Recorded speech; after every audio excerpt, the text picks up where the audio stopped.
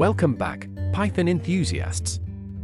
We're now on day 63 of our 100 Days of Python series, and today we'll be diving even deeper into natural language processing.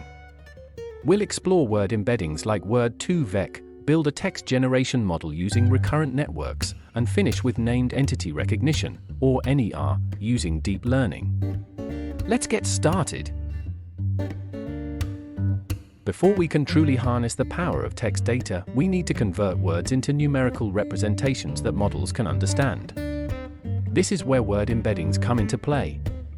Word embeddings like Word2Vec map words into dense vector spaces where similar words are closer together.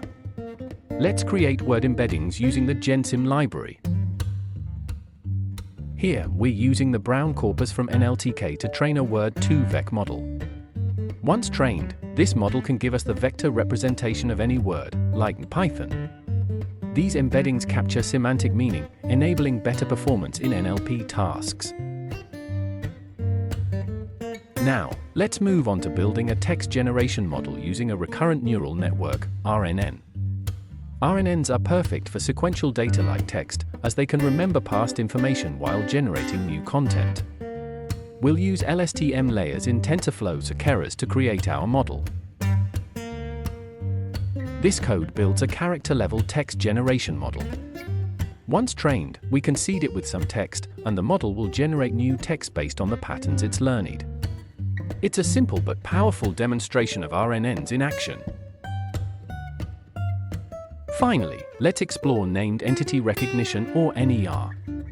NER is a crucial task in NLP where we identify and classify entities like names, locations, and organizations within a text.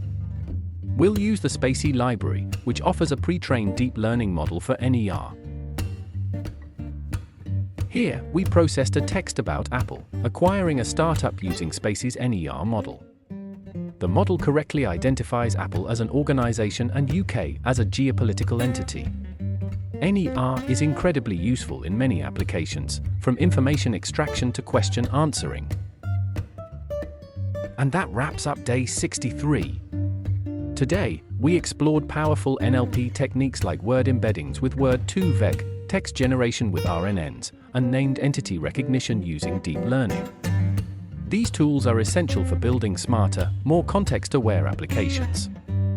Don't forget to like, subscribe, and hit the bell icon so you don't miss the next episode. See you tomorrow for day 64, and as always, happy coding!